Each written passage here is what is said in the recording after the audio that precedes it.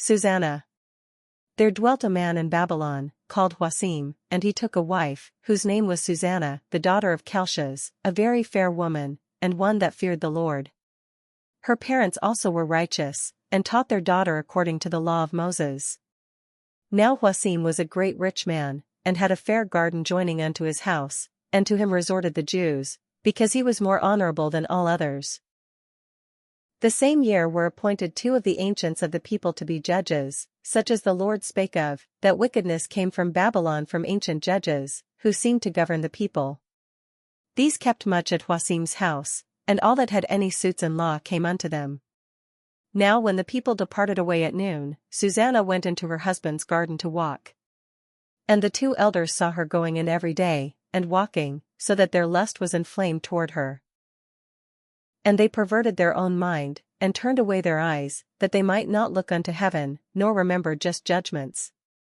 And albeit they both were wounded with her love, yet durst not one shew another his grief. For they were ashamed to declare their lust, that they desired to have to do with her. Yet they watched diligently from day to day to see her. And the one said to the other, Let us now go home, for it is dinner time. So when they were gone out, they parted the one from the other, and turning back again they came to the same place, and after that they had asked one another the cause, they acknowledged their lust, then appointed they a time both together, when they might find her alone. And it fell out, as they watched a fit time, she went in as before with two maids only, and she was desirous to wash herself in the garden, for it was hot. And there was no body there save the two elders, that had hid themselves, and watched her. Then she said to her maids, Bring me oil and washing balls, and shut the garden doors, that I may wash me. And they did as she bade them, and shut the garden doors, and went out themselves at privy doors to fetch the things that she had commanded them, but they saw not the elders, because they were hid. Now when the maids were gone forth, the two elders rose up, and ran unto her, saying, Behold, the garden doors are shut, that no man can see us, and we are in love with thee, therefore consent unto us, and lie with us. If thou wilt not, we will bear witness against thee, that a young man was with thee, and therefore thou didst send away thy maids from thee. Then Susannah sighed, and said, I am straitened on every side, for if I do this thing, it is death unto me. And if I do it not, I cannot escape your hands.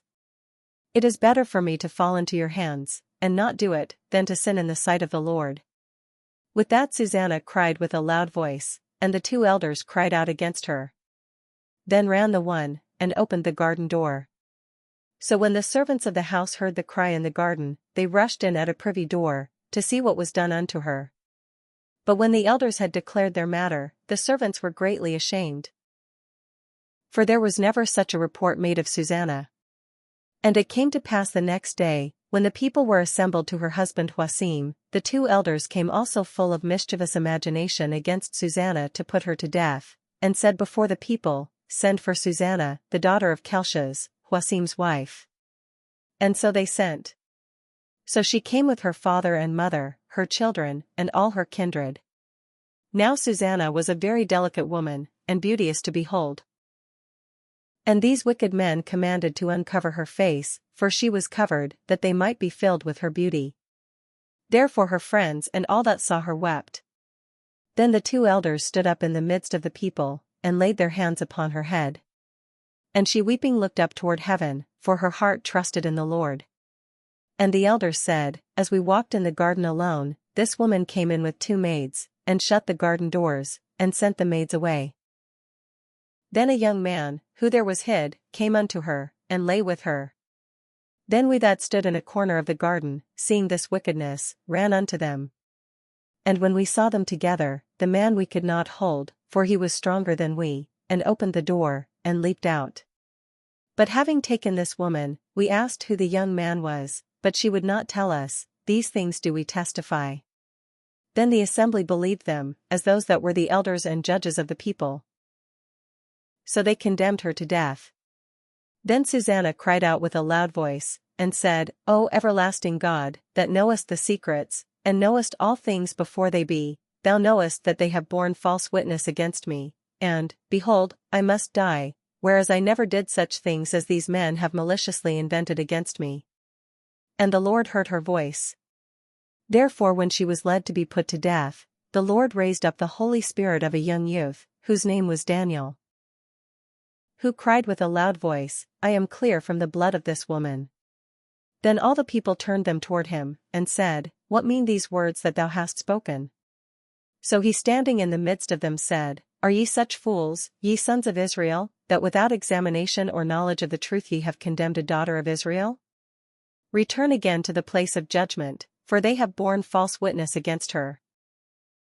Wherefore all the people turned again in haste, and the elders said unto him, Come, sit down among us, and shew it us, seeing God hath given thee the honor of an elder. Then said Daniel unto them, Put these two aside one far from another, and I will examine them. So when they were put asunder one from another, he called one of them, and said unto him, O thou that art waxen old in wickedness, now thy sins which thou hast committed aforetime are come to light. For thou hast pronounced false judgment, and hast condemned the innocent, and hast let the guilty go free, albeit the Lord saith, The innocent and righteous shalt thou not slay. Now then, if thou hast seen her, tell me, under what tree sawest thou them companying together? Who answered, Under a mastic tree.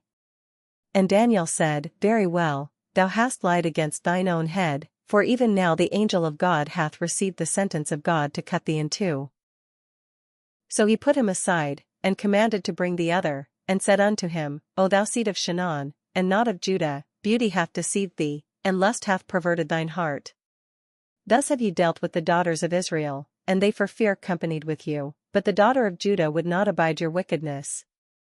Now therefore tell me, under what tree didst thou take them companying together? Who answered, Under an home tree. Then said Daniel unto him, Well, thou hast also lied against thine own head, for the angel of God waiteth with the sword to cut thee in two, that he may destroy you. With that all the assembly cried out with a loud voice, and praised God, who saveth them that trust in him. And they arose against the two elders, for Daniel had convicted them of false witness by their own mouth, and according to the law of Moses they did unto them in such sort as they maliciously intended to do to their neighbor, and they put them to death. Thus the innocent blood was saved the same day. Therefore Kelshaz and his wife praised God for their daughter Susannah, with Wasim her husband, and all the kindred, because there was no dishonesty found in her. From that day forth was Daniel had in great reputation in the sight of the people,